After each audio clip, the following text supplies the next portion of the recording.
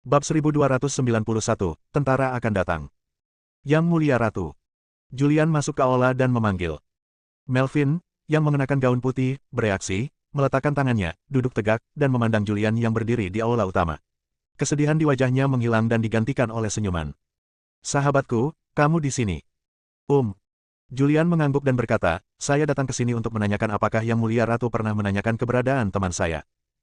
Ratu Melvin berkata, saya telah membagikan potret itu, tetapi belum ada kabar. Mendengar ini, Julian menunjukkan kekecewaan di wajahnya. Sudah berhari-hari berlalu dan masih belum ada kabar. Sepertinya agak sulit menemukan Kay dan Gary. Dermawanku sayang, jangan berkecil hati. Dunia ini begitu besar, dan bahkan orang-orang di kerajaan Sunu kita tidak akan bisa mendapatkan informasi spesifik dalam waktu singkat. Mungkin akan ada informasi tentang keduanya sebentar lagi. Melvin melihat kekhawatiran di wajah Julian dan merasa terhibur. Julian sadar dan berkata, terima kasih banyak, Yang Mulia. Silakan lanjutkan memeriksa. Selain itu, saya telah berada di kerajaan Sunu selama 20 hari, dan inilah waktunya bersiap untuk pergi. Ya, Melvin berkata, ada kutukan di negara kita. Selama seseorang ada di negara kita, dia tidak bisa hidup lebih dari sebulan. Sudah seperti ini selama berabad-abad. Lebih baik agar dermawan saya pergi secepatnya dan menunggu teman-teman dermawannya. Saya akan mengirim seseorang untuk memberitahu Anda setelah Anda menemukan keberadaan Anda. Terima kasih, Yang Mulia. Julian menangkupkan tangannya. Setelah mengucapkan selamat tinggal pada Ratu, dia berbalik dan pergi. Ratu melihat Julian pergi dan menghela nafas dalam-dalam. Setelah Julian pergi, dia menggunakan seluruh kekuatannya untuk bergegas dalam perjalanannya. Saya berencana untuk meninggalkan negara Sunu secepat mungkin dan mencari tempat tinggal di dekat negara Sunu untuk sementara. Julian tidak tahu bahwa kerajaan Kaiyuan telah mengirimkan pasukan dalam jumlah besar, bersiap untuk menyerang kerajaan Sunu lagi. Dia juga tidak tahu bahwa Kaisar Kerajaan Wanren ingin menikahi Melvin, seorang wanita cantik, dan memanfaatkan serangan kerajaan Kaiyuan untuk mengancam Melvin. Saat ini, kerajaan 10.000 pedang. Aula istana. Di ujung meja duduk seorang pria muda. Dia mengenakan jubah yang indah, wajahnya sedikit pucat, dan dia terlihat malas. Dia adalah Kaisar Kerajaan 10.000 pedang. Meskipun dia terlihat malas, dia adalah salah satu dari sedikit orang kuat di dunia ini. Kekuatannya sangat kuat dan dia dapat menempati peringkat 3 besar di antara orang kuat yang dikenal di dunia ini. Yang Mulia. Di bawah, seorang menteri angkat bicara dan memberikan nasihat, sekarang kerajaan Kaiyuan telah mengirimkan pasukan.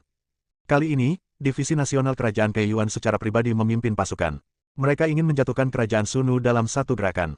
Begitu kerajaan Sunu diduduki, kerajaan Kaiyuan dapat pergi ke selatan melalui kerajaan Sunu dan menyerang kerajaan 10.000 pedang. Menteri lama menyarankan agar kita segera mengirim pasukan ke kerajaan Sunu. Selama kita menduduki kerajaan Sunu dengan paksa dan menduduki celah Nanshan kerajaan Sunu, bahkan jika tentara Kaiyuan muncul di kerajaan Sunu, kita akan dapat memblokirnya di luar celah Nanshan.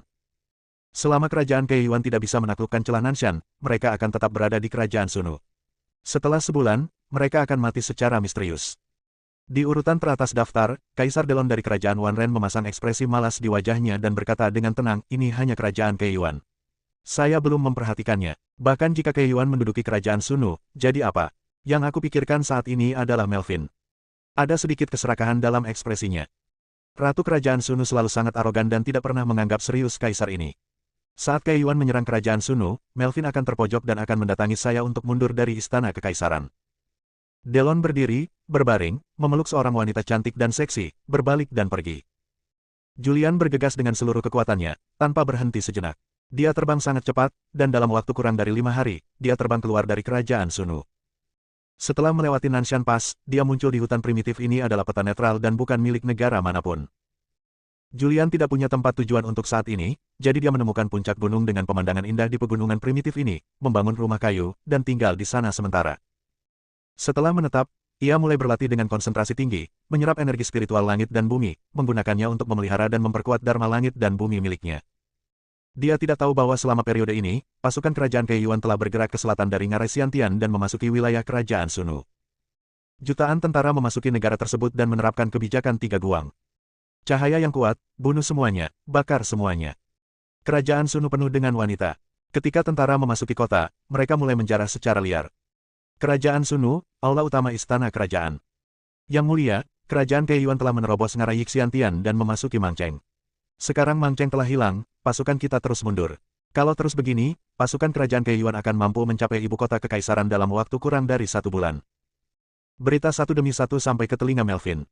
Sebagai kaisar suatu negara, setiap keputusan Melvin terkait dengan hidup dan mati banyak orang. Yang Mulia, segera ambil keputusan. Yang Mulia, sekarang hanya ada dua cara. Yang pertama adalah menyerah kepada kerajaan Keiyuan, dan yang kedua adalah menikah dengan kerajaan Wanren. Hanya dengan bergabung, kedua negara dapat menghentikan pasukan kerajaan Keiyuan. Beberapa menteri berbicara satu demi satu. Melvin duduk di posisi pertama, melamun. Setelah beberapa saat, perintah dikeluarkan, lewati perintah, seluruh pasukan akan menyerang untuk mempertahankan negara Sunu. Ada kutukan di negara kita. Tentara kerajaan Keiyuan tidak bisa bertahan lama. Selama waktu tertunda, mereka pasti akan mundur. Yang Mulia, pikirkan dua kali. Bahkan jika Kongres Keiyuan mundur, selama mereka mundur, mengatur ulang, dan menyerang lagi, mereka akan terus mundur dan menyerang, dan yang menunggu kita adalah kematian yang lambat. Melvin berdiri, dengan ketegasan di wajahnya yang cantik, dan berkata, negara kami, Sunu, telah diwarisi selamanya. Kami tidak akan pernah menyerah, kami juga tidak akan membutuhkan bantuan dari negara manapun.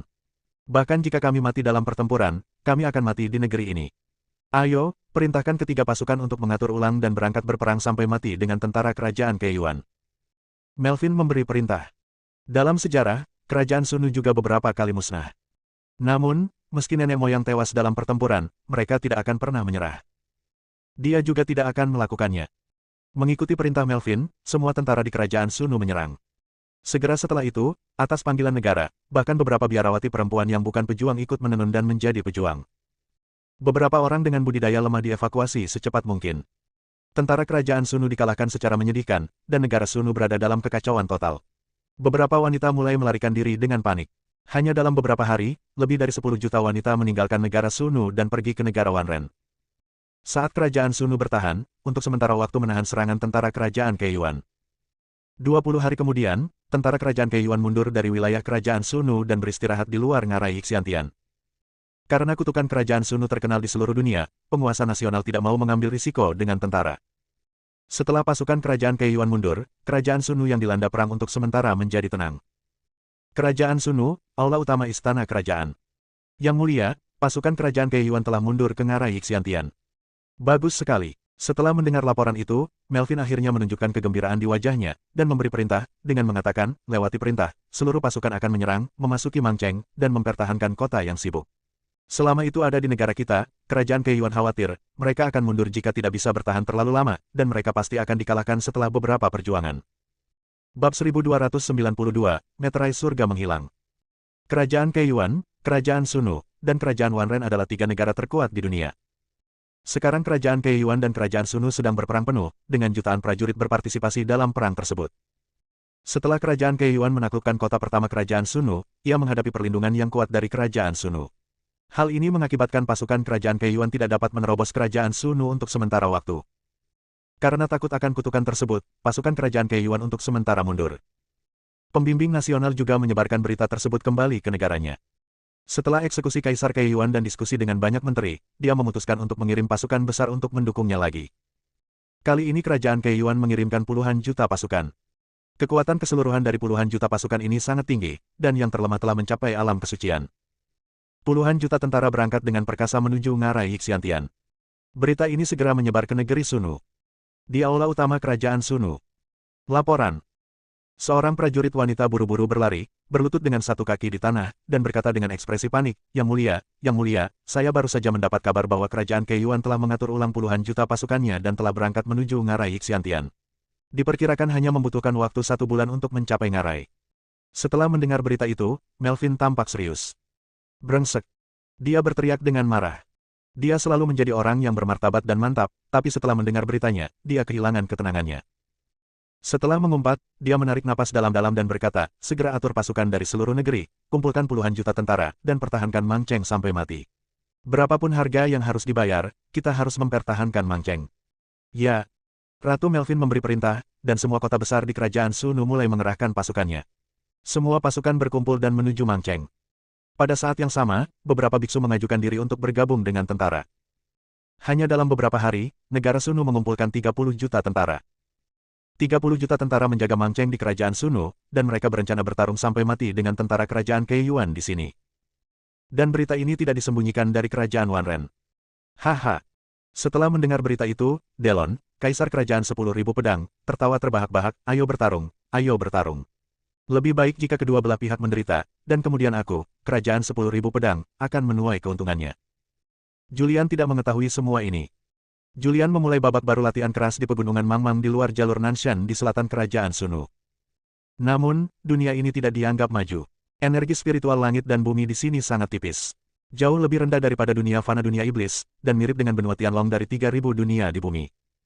Julian sedang berlatih di sini, dan kecepatan latihannya tidak terlalu cepat. Kalau terus begini, meski butuh 100 tahun lagi, dia tidak akan bisa mengembangkan bentuk dharmanya ke tingkat kedua. Namun, kini dia tidak tahu harus pergi kemana, dia hanya bisa berlatih keras di sini. Zuzu mengasingkan diri dan tidak ada yang mengatur formasi waktu dengannya. Jika tidak, dia dapat memasuki formasi waktu dan mempercepat budidayanya dalam formasi waktu. Tuan. Tepat ketika Julian sedang berlatih dengan ketenangan pikiran, sesosok tubuh berubah dari rumah abadi dan muncul di depannya. Ketika Julian mendengar teriakan itu, dia tidak bisa menahan diri untuk berhenti berlatih. Dia membuka matanya dan melihat sekeliling, dan menemukan bahwa yang muncul di depannya adalah roh senjata dari rumah abadi. Roh senjata itu mengenakan jubah hitam dan membawa tongkat. Dia tampak sangat tua, seperti orang tua dengan setengah kaki di peti mati. Julian mengangguk sedikit dan bertanya, Senior Killing, ada apa? Killing berkata, beberapa manusia di Istana Abadi bereaksi, dan segel surgawi di tubuhnya menghilang. Apa? Julian sedikit terkejut dan bertanya, apakah segel surga telah hilang? Ya. Killing berkata, sejak tuannya datang ke dunia ini, beberapa manusia telah menerobos, dan kemudian banyak orang telah menerobos, dan ketika mereka menerobos, tidak ada segel surgawi di dalam tubuhnya. Mendengar ini, Julian tampak terkejut. Segera, dia teringat bahwa dia telah bertanya kepada Kaisar Kerajaan Sunu, dan Ratu Melvin berkata bahwa tidak ada segel pada tubuh manusia di sini, dan Melvin belum pernah mendengar tentang segel. Apakah ini ada hubungannya dengan segel dunia ini? Julian berpikir. Dia tidak pernah tahu mengapa segel surgawi manusia akan hilang ketika mereka datang ke dunia ini. Tapi sekarang dia tidak mau terlalu memikirkannya. Di dunia ini, tanpa segel dao surgawi di tubuhnya, pasukannya yang berkekuatan 400.000 orang dapat dengan cepat meningkat kekuatannya. Item roh. Julian berteriak. Bawahanku ada di sini. Killing tampak penuh hormat. Julian berkata, saudari Zuzu sedang mengasingkan diri sekarang dan tidak dapat membimbing 400.000 pasukan. Mulai sekarang, Anda akan membimbing 400.000 pasukan, terus memberi makan 400.000 tentara dengan buah roh langit dan bumi di rumah abadi, dan melatih 400.000 tentara dengan segala cara. Saya ingin 400.000 tentara ini memasuki negeri dongeng sebelum kembali ke bumi. Ya, aku menurut. Killing mengangguk. Segera, dia melihat ke arah Julian dan berkata, Guru, dunia ini sungguh ajaib. Ia benar-benar dapat menghalangi jalan surga dan membuat segel di tubuh manusia menghilang. Saya merasa dunia ini menyembunyikan rahasia besar. Jika tuannya bisa membukanya, rahasia dunia ini mungkin membawa manfaat besar. Dengan baik. Julian tertegun dan bertanya, rahasia apa? Killing menggelengkan kepalanya dan berkata, bawahan ini tidak tahu, tapi menurutku rahasia ini mungkin terkait dengan segel kutukan di luar planet ini, dan kerajaan Sunu terletak di pusat kutukan, yang mengarah ke untuk pria tidak dapat bertahan hidup di negara ini, dan bawahan saya merasa bahwa rahasia ini harus dikaitkan dengan negara wanita murni. Tuan bisa memasuki negara Sunu untuk bertanya. Ya, mengerti. Julian mengangguk. Setelah itu, roh senjata tidak bertahan lama, tubuhnya berubah menjadi sisa cahaya hitam, dan menghilang ke dalam rumah abadi di jari Julian. Julian, sebaliknya, mulai memikirkannya. Dia berpikir, apa kutukan negeri Sunu? Mengapa laki-laki tidak bisa tinggal di negara yang dihuni perempuan vegetarian? Ini agak berlawanan dengan intuisi. Namun pengetahuannya saat ini terbatas dan sulit untuk memahami kutukan ini. Jika ingin memahami kutukan tersebut, Anda harus pergi ke negeri Sunu secara langsung dan mencari tahu di mana sumber kutukan tersebut. Langkah kedua adalah membeli peta dan melihat di mana letak pusat negeri Sunu dan apa yang unik dari tempat tersebut. Setelah mendapatkan ide tersebut, Julian segera meninggalkan pegunungan terpencil, meninggalkan hutan primitif, dan menuju ke celah Nanshan di mana dia memasuki negeri Sunu. Di luar jalur Nanshan, banyak wanita keluar. Julian tidak bisa menahan cemberut ketika dia melihat pemandangan ini. Dia berjalan mendekat, meraih seorang wanita secara acak dan bertanya, apa yang terjadi? Mengapa begitu banyak orang meninggalkan kerajaan wanita murni? Wanita itu melirik ke arah Julian dan kemudian berkata, ini kekacauan, ini benar-benar kekacauan. Sekarang kerajaan Keiyuan telah menyerbu. Dikatakan bahwa kerajaan Keiyuan telah mengumpulkan pasukan berjumlah puluhan juta dan ingin memusnahkan kerajaan Sunu dalam satu serangan. Sekarang banyak biksu di negara ini yang telah melarikan diri. Setelah wanita itu mengatakan sesuatu, dia segera lari. Ketika Julian mendengar ini, dia tidak bisa menahan cemberut. Dia berpikir bahwa dia telah menakuti jenderal kerajaan Keiyuan dan kerajaan Keiyuan tidak akan menyerang kerajaan Sunu dalam waktu singkat. Tanpa diduga, kerajaan Keiyuan sekali lagi mengumpulkan pasukan untuk menyerang kerajaan Sunu. Bab 1293, Rahasia. Setelah mengetahui bahwa kerajaan Keiyuan kembali menyerang kerajaan Sunu, Julian segera memasuki jalur Nanshan dan mulai menanyakan situasi perang antara kedua negara. Akhirnya diketahui bahwa keduanya telah berperang selama beberapa waktu. Negara Sunu dikalahkan dan mengalami kerugian besar. Jika kerajaan Sunu tidak mengandalkan keunggulan nasionalnya dan pasukan kerajaan Keiyuan tidak berani tinggal di kerajaan Sunu untuk waktu yang lama, kerajaan Sunu akan ditembus saat ini dan akan dihancurkan. Dia juga mengetahui bahwa kerajaan Keiyuan telah mengirimkan puluhan juta pasukan untuk berkumpul menuju ngarai Xiantian. Saat ini, negara Sunu telah mengumpulkan 30 juta tentara, dengan tujuan mempertahankan Mangcheng. Setelah memiliki 30 juta tentara, Julian untuk sementara merasa lega karena negara Sunu tidak akan dikalahkan dalam waktu singkat. Saya khawatir kerajaan Keiyuan akan terus mengumpulkan pasukan dalam jumlah besar dan menggunakan kekuatan seluruh negeri untuk menyerang Sunu. Bahkan jika Sunu memanfaatkan situasi ini, negaranya akan hancur. Julian ingin mengurusnya, tapi dia hanyalah orang luar, dan masalah ini tidak ada hubungannya dengan dia. Tujuan kepulangannya kali ini adalah untuk menanyakan tentang kutukan kerajaan Sunu, untuk melihat apakah kutukan ini ada hubungannya dengan segel planet ini, dan untuk melihat apakah ada berkah besar yang bisa diperoleh setelah membuka kutukan tersebut. Dia memasuki sebuah kota. Ini adalah kota di perbatasan. Dulunya sangat ramai, tetapi sekarang jalanannya sepi. Kalaupun ada orang, mereka segera melarikan diri dan meninggalkan tempat yang benar dan salah ini. Julian pergi ke toko kelontong. Bosnya adalah seorang bibi. Dia sedang membersihkan beberapa barang di toko dan berencana untuk pergi. Bos, tolong beri saya petanya. Julian membuka mulutnya dan berkata. Bos buru-buru berkata, ada di lemari, ambil sendiri. Hal-hal seperti peta tidak terlalu berharga, dan bos tidak berencana untuk mengambilnya. Julian mengeluarkan peta dunia dari lemari di depannya, mengambilnya di tangannya, membaliknya dengan santai, dan bertanya, berapa banyak batu roh? Tidak, aku akan memberikannya padamu. Setelah bos selesai berbicara, dia mengambil barang-barang itu dan pergi. Melihat pemandangan ini, Julian tampak tidak berdaya. Dia mengambil peta dan meninggalkan toko kelontong. Kemudian, ambil petanya dan lihatlah. Ada banyak sekali negara di dunia ini, puluhan ribu negara, besar dan kecil, tetapi hanya ada 3 negara terkuat, Keiyuan, Sunu, dan Wanren. Kerajaan Sunu terletak tepat di pusat dunia ini. Julian melihat peta dan mulai menganalisanya. Dia menemukan bahwa pusat dunia adalah sebuah tempat bernama Gunung Ziwei di kerajaan Sunu. Ada deskripsi sederhana tentang kain sutra myrtle di peta. Di Ziwei, di pusat kerajaan Sunu, terdapat sebuah sekte bernama Paviliun Pedang Ziwei. Setelah mengetahui bahwa Paviliun Pedang Ziwei berada di pusat kerajaan Sunu, tepat di pusat dunia ini, Julian pun mempercepat langkahnya dan menuju ke area tengah negeri Sunu, Paviliun Pedang Ziwei. Saat ini, Melvin, kaisar kerajaan Sunu, telah pergi ke Paviliun Pedang Ziwei. Paviliun Pedang Ziwei, di belakang gunung. Tempat dengan lingkungan yang menyenangkan dan energi spiritual yang melimpah. 2 wanita berjalan berdampingan. Salah satunya adalah Melvin. Hari ini Melvin mengenakan gaun ramping, yang menggambarkan sosoknya dengan sempurna. Master Pedang, apa pendapatmu tentang kerajaan Keiyuan yang menyerang kerajaan Sunu dengan segala cara?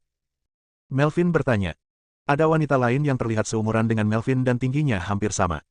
Dia juga sangat cantik. Dia mengenakan gaun putih dengan ukiran pedang panjang di atasnya. Dia terlihat cantik dan memiliki temperamen yang luar biasa. Dia adalah penguasa Paviliun Pedang Ziwei. Dikenal sebagai Master Pedang. Master Pedang itu tenggelam dalam pikirannya dan tidak menjawab untuk beberapa saat. Melvin melanjutkan, kerajaan Keiyuan sangat ambisius. Menurut akal sehat, jika kerajaan Keiyuan ingin menyatukan seluruh dunia, ia hanya dapat menaklukkan negara Sunu kita, pergi ke selatan dari negara Sunu, dan menyerang negara Wanren. Namun, menurutku bukan itu masalahnya. Mendengar ini, ahli pedang melirik Melvin dan bertanya, apakah kamu merasakan sesuatu? Melvin mengangguk dan berkata, saya curiga kerajaan Keiyuan telah memahami rahasia negara kita. Serangan terhadap negara kita adalah salah. Tujuan sebenarnya adalah Paviliun Pedang Ziwei. Mendengar ini, sang master pedang berpikir. Setelah beberapa saat, dia berkata, rahasia kerajaan Sunu dan rahasia Paviliun Pedang Ziwei selalu hanya diketahui oleh ratu dan master pedang. Dengan kata lain, hanya Anda dan saya yang mengetahui rahasia ini di dunia. Apakah kamu curiga aku membocorkannya? Tentu saja tidak. Melvin berkata dengan tergesa-gesa, bagaimana saya bisa meragukan ahli pedang? Saya pikir kerajaan Keiyuan mengetahui rahasia ini dari saluran lain. Master pedang berkata, ini tidak mungkin. Semua rahasia ini diturunkan dalam satu baris. Itu hanya akan terungkap ketika posisi master pedang diwarisi, dan hanya akan terungkap ketika kaisar baru berhasil naik tahta. Selain itu dari situ, tidak ada cara lain untuk mengetahuinya. Mendengar ini, Melvin menghela nafas, saya harap saya terlalu khawatir. Keduanya berjalan berdampingan. Adapun rahasia apa yang mereka bicarakan, tidak ada yang tahu. Melvin datang ke Paviliun Pedang Ziwei untuk mengingatkan sang ahli pedang agar berhati-hati. Setelah diingatkan, dia untuk sementara tinggal di Paviliun Pedang Ziwei. Di Paviliun Pedang Ziwei, dia selalu memperhatikan setiap gerakan dunia luar. Jika kerajaan Sunu benar-benar dikalahkan oleh kerajaan Keiyuan, dia tidak punya pilihan selain bertanya pada pedang Ziwei Paviliun untuk maju. Master pedang dari Paviliun Pedang Ziwei sangat kuat, dan dia pasti mampu menyelesaikan krisis di kerajaan Sunu. Setelah Julian mengetahui bahwa Paviliun Pedang Ziwei adalah pusat dunia, dia dengan cepat bergegas menuju Paviliun Pedang Ziwei. Sepanjang jalan, dia terbang dengan seluruh kekuatannya tanpa istirahat sejenak.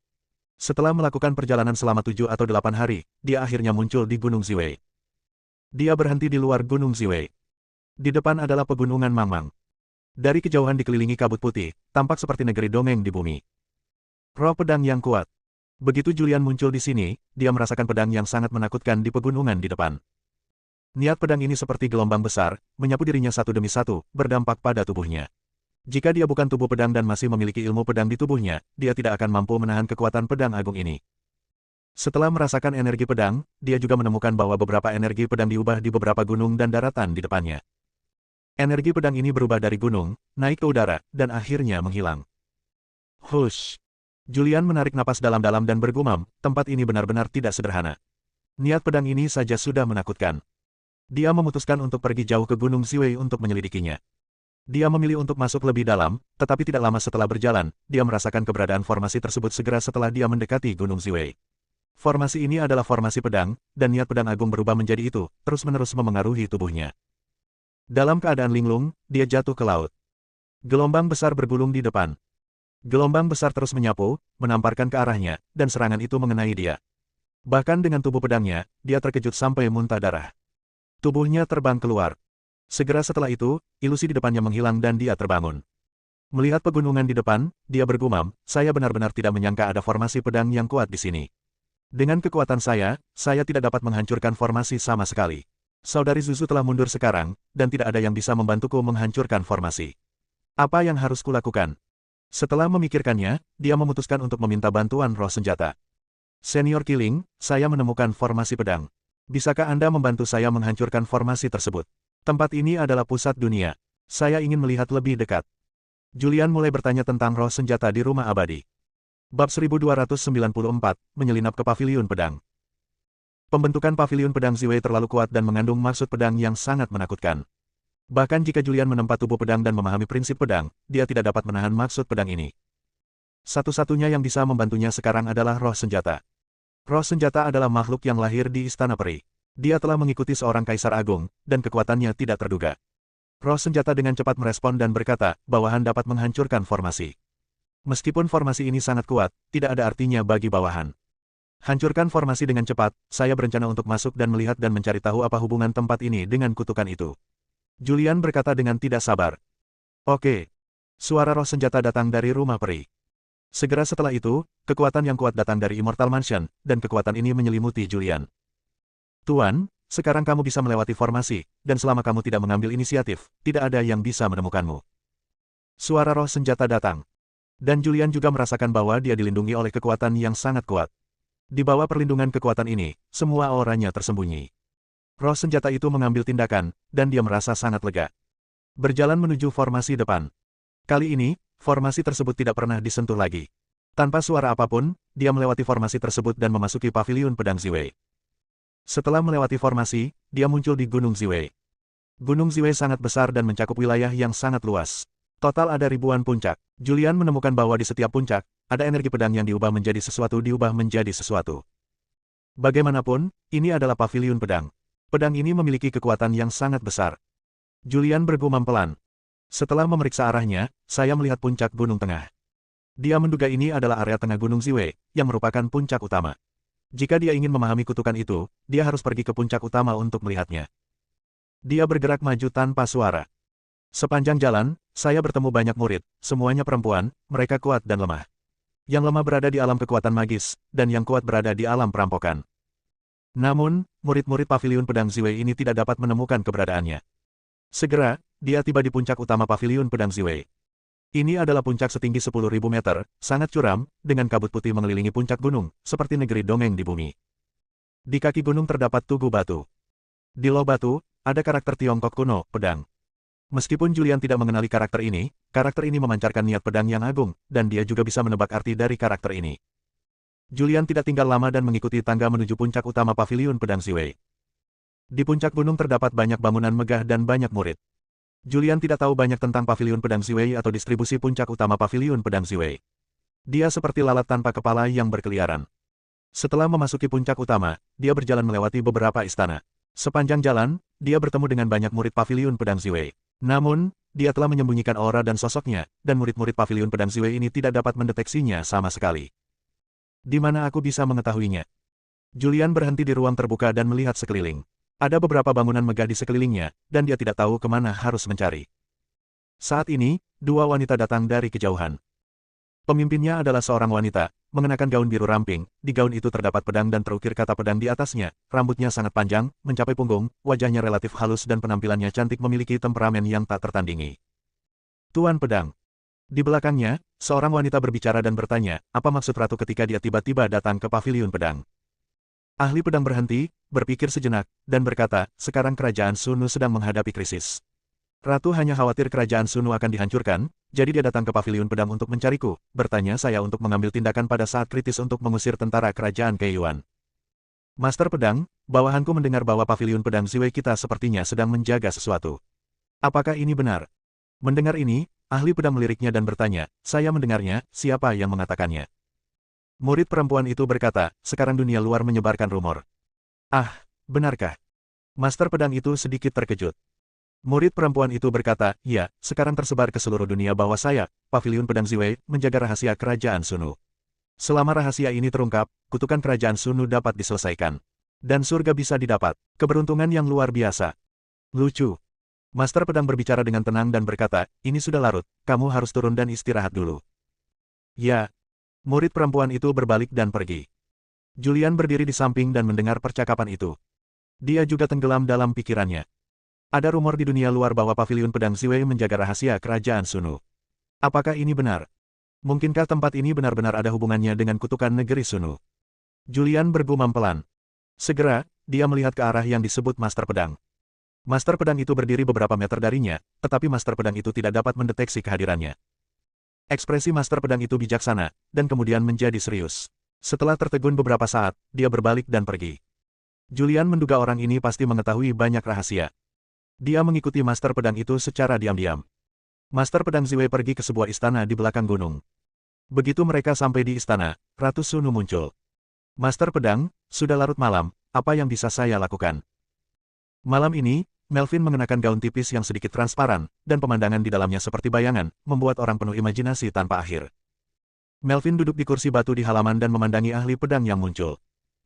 Master Pedang berjalan mendekat dan duduk. Julian juga masuk dan berdiri di samping. Ketika dia melihat Melvin, dia sedikit terkejut dan bergumam, mengapa Kaisar Kerajaan Sunu ada di sini. Dia tidak muncul, hanya menonton dari pinggir lapangan. Master Pedang itu mengerutkan kening dan berkata, saya baru saja mendengar berita dari bawahan saya, mengatakan bahwa sekarang sedang menyebar ke dunia luar bahwa Paviliun Pedang Ziwei saya melindungi rahasia Sunu. Jika Anda mengetahui rahasianya, Anda dapat mengungkap kutukan kerajaan Sunu dan dapatkan berkah yang tak tertandingi. Oh, benarkah? Melvin sedikit terkejut dan berkata, saya tidak tahu tentang ini. Ahli pedang itu mengangguk dan berkata, ya, ini tidak mungkin salah. Masalah ini sangat penting. Saya harus segera mengirim seorang murid untuk mencari tahu siapa yang membuat berita itu. Apa, kamu meragukanku? Melvin memandangi sang ahli pedang. Ahli pedang menggelengkan kepalanya sedikit dan berkata, kamu dan aku adalah satu-satunya di dunia yang mengetahui hal-hal ini. Aku tidak meragukanmu, aku hanya ingin tahu siapa lagi yang mengetahui rahasia ini selain kamu dan aku. Julian mendengarkan dari samping. Mendengar hal tersebut, dia pun menjadi bingung. Apa rahasia yang mereka berdua bicarakan? Apakah ini ada hubungannya dengan kutukan kerajaan Sunu? Dan apakah kutukan negeri Sunu ada hubungannya dengan kutukan dunia ini? Dia bersembunyi di kegelapan dan memperhatikan Melvin dan sang ahli pedang dengan cermat, takut dia akan kehilangan beberapa petunjuk. Melvin berkata dengan ekspresi serius di wajahnya, jika dunia luar benar-benar menyebarkan berita, itu akan merepotkan. Maka kita tidak hanya akan menghadapi kerajaan Keiyuan, tetapi seluruh dunia. Ya, ahli pedang menghela nafas, sejarah negara Sunu terlalu panjang, dan kutukan ini terlalu ajaib. Begitu berita ini datang, negara Sunu akan benar-benar mendapat masalah. Bab 1295, Pria yang Menentukan. Melvin dan ahli pedang, dua wanita cantik yang menakjubkan, saling memandang dengan ekspresi serius yang langka. Mungkinkah orang yang ditakdirkan itu muncul? Melvin tiba-tiba teringat sesuatu. Master pedang juga tercengang. Setelah beberapa detik, dia berkata, ini hanyalah legenda mitos. Tidak pasti apakah itu benar atau tidak. Melvin berkata, tentang kutukan, ini bukanlah legenda. Saya memiliki intuisi yang kuat bahwa orang yang ditakdirkan yang diturunkan dari zaman kuno akan segera muncul. Begitu orang ini muncul, dia akan mematahkan kutukan negara kita, Sunu. Ketika Julian mendengar ini, dia ingin terus mendengarkan. Namun, Melvin dan ahli pedang sama-sama terdiam. Ya, akulah yang ditakdirkan. Saat ini, sebuah suara datang. Saat suara itu datang, ketiga orang itu melihat ke arah suara itu. Melvin, sang ahli pedang, dan Julian, yang bersembunyi, semuanya melihat ke kejauhan. Di malam yang gelap di kejauhan, seseorang keluar. Pria ini mengenakan jubah hitam dan tingginya sekitar 1,8 meter. Dia tidak tampan atau jelek, dan dia adalah orang yang sangat tampan. Dia meletakkan tangannya di belakang punggung dan perlahan keluar dari kegelapan, ekspresinya tenang dan percaya diri. Melihat orang luar muncul, Melvin dan Master Pedang berdiri pada saat bersamaan. Keduanya memandang tamu tak diundang itu dengan hati-hati. Pria itu datang, menatap Melvin dan ahli pedang, dan berkata dengan tenang, nama saya Alif.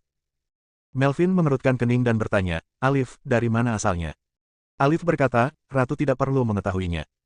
Ahli pedang bertanya, kamu bilang, kamu bisa menjadi orang yang menentukan seperti apa?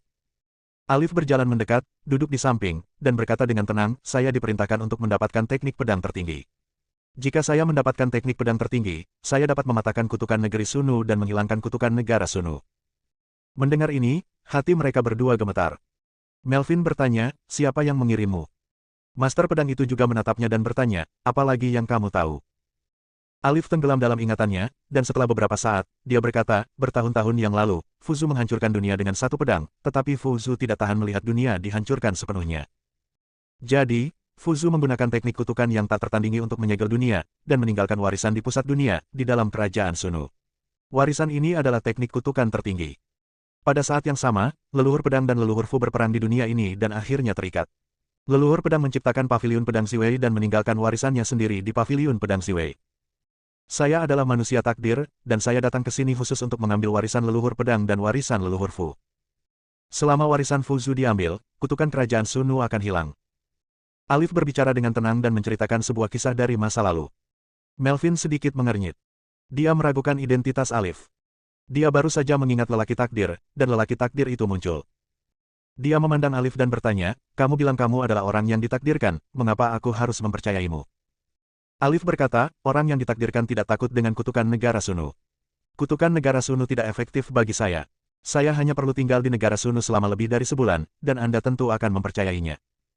Mendengar ini, Melvin dan ahli pedang berkomunikasi dengan tenang. Melvin berbisik, itulah yang dikatakan mendiang kaisar ketika dia menyerahkan tahta kepadaku. Mendiang kaisar berkata bahwa selama dia bisa mengabaikan kutukan kerajaan Sunu, dia adalah orang yang ditakdirkan, dan dia akan bisa mendapatkan kekayaan yang ditinggalkan Fuzu di warisan negeri Sunu. Sang ahli pedang berpikir sejenak dan berkata, ketika tuanku menyerahkan tahta kepadaku, dia memberitahuku bahwa tidak semua orang bisa mendapatkan pedang tertinggi, hanya mereka yang ditakdirkan untuk mendapatkannya. Tidak hanya orang yang ditakdirkan tidak takut pada kutukan, tetapi mereka juga memiliki salah satu cirinya adalah setelah mengolah tubuh pedang, tubuh tersebut memiliki roh pedang yang ditinggalkan oleh leluhur pedang. Melvin berkata, jangan bertindak gegabah untuk saat ini, mari kita tunggu sampai sebulan kemudian. Baiklah, mari kita tunggu sebulan dan lihat apakah dia bisa mengabaikan kutukan kerajaan Sunu. Suara kedua orang itu sangat pelan, tetapi Julian mendengarnya. Setelah mendengar ini, dia tidak bisa menahan diri untuk tidak menyentuh hidungnya dan bergumam pada dirinya sendiri, saya telah mengembangkan tubuh pedang. Bukankah ini yang saya bicarakan? Saya memiliki metode energi pedang yang ditinggalkan oleh leluhur pedang di tubuh saya. Titik, ini juga yang saya bicarakan. Apakah saya yang ditakdirkan untuk melakukan ini? Dia menjadi penasaran. Namun, dia tidak tahu apa-apa tentang hal ini, tetapi Alif mengetahuinya dengan sangat jelas. Apa yang terjadi? Dia mengalami depresi. Dia ingin muncul untuk bertanya, tapi ada Alif, jadi lebih baik tidak muncul sekarang. Begitu dia muncul dan dijebak oleh Alif, dia tidak bisa menjelaskan dengan jelas. Jika aku tidak takut dengan kutukan, bisakah aku mengabaikan kutukan kerajaan Sunu? Julian juga sangat penasaran, bertanya-tanya apakah dia bisa mengabaikan kutukan negeri Sunu. Dan jika kamu ingin mengetahui semua ini, kamu hanya bisa tinggal di kerajaan Sunu selama lebih dari sebulan, tapi ini sangat beresiko. Dia mulai bertanya tentang roh di rumah peri. Item Spirit, ahli pedang dari paviliun pedang Ziwei berkata bahwa ada orang yang ditakdirkan. Orang ini membawa tubuh pedang dan memiliki energi pedang nenek moyang pedang kuno di tubuhnya.